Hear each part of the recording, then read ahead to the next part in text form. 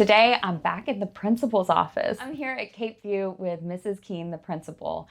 Mrs. Keane, it is such a delight to be here with you today. Thank you for coming today. So I just wanted to tell the community a little bit more about Cape View, which I absolutely love this school, but share with us a little bit about the history of Cape View. Cape View was built in the 60s. Actually, I was born in 1964, and that's when the school was built. The students started classes at Cape View in 1965. Back when they were launching rockets at the time. And the name Cape View Elementary has a little history with it too, because we're the Cape View Rockets. And that's because we actually are positioned in a point where we have the best view of all the rocket launches. And the kids in the 60s that went to school here used to run to the back half of the school building on the east side, and there were no buildings and structures back there, and they had direct access to the beach to watch all of the launches. That's why they call it Cape View, because it was the best view of the Cape. My daughter actually went to elementary school here, and she's 35 years old. My husband was a teacher here, and then I just ended up becoming the principal here. So family-wise, I have a lot of history here because we've lived in the area in Cocoa Beach and Cape Canaveral area ever since I moved here in 1985. So tell me, out front, I see this big banner that has a large letter A on it. Can you tell me what does that represent and how did you get that? Because we had such an increase in our math and language arts scores and made significant learning gains with our students in grades 3 through 6. And you have some really incredible projects that you guys work on. I know you're involved in the STEAM project. Can you tell me a little bit about that? Well, we have various projects going on, even with our gifted classes. We have a STEAM and engineering fair coming up where our parents will even get to take, the kids will take home some activities from our family night to work on some science projects and activities. And I actually got to witness that the other day in the cafeteria. They're doing a virtual science fair this year for our kids, and we're focusing on the engineering and STEAM activities projects for their science fair this year. Kids are learning to grow their own food, and through the different aspects in their science lessons learn about the best soils to use, the weather conditions, for growing things out in our garden.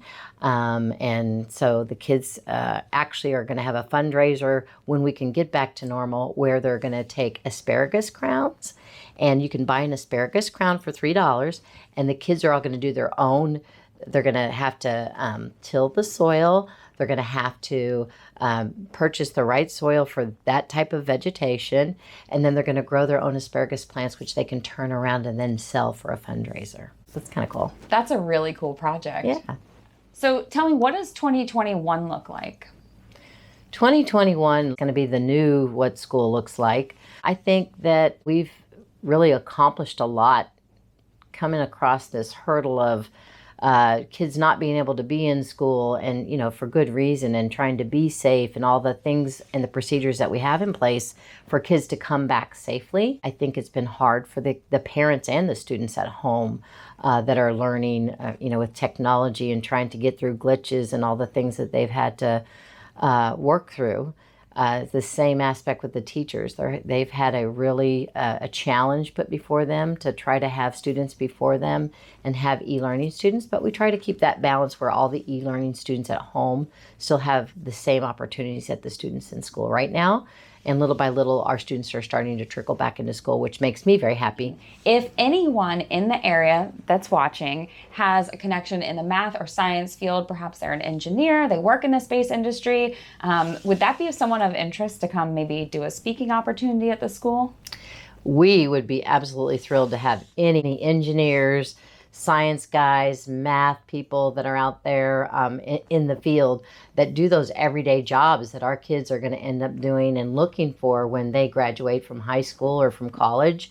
And we really need career people to come in and share with the kids the things that they need to know and do, share their time, their knowledge with our students would be wonderful. If they ever want to come in and be able to talk to groups of our students, we would make the time for them to come in and work with them and encourage them in some of the projects that they're doing, whether they're science or math related. That would be awesome. And how would they get in touch with you? They can email me or they could call the school directly, and our school number is 321-784-0284 and ask for me, Mrs. Keane. and I'd be happy to work with you. Or you could send me an email, KEANE Jill, JILL, at Brevard Schools, and there's an S at the end of schools.org. Please call me. I'd be happy to get with you and arrange something, especially starting with our gifted classes or our science lab classes that we have right now. They would absolutely love to have you here. Terrific. Thank you so much for your time today. No problem.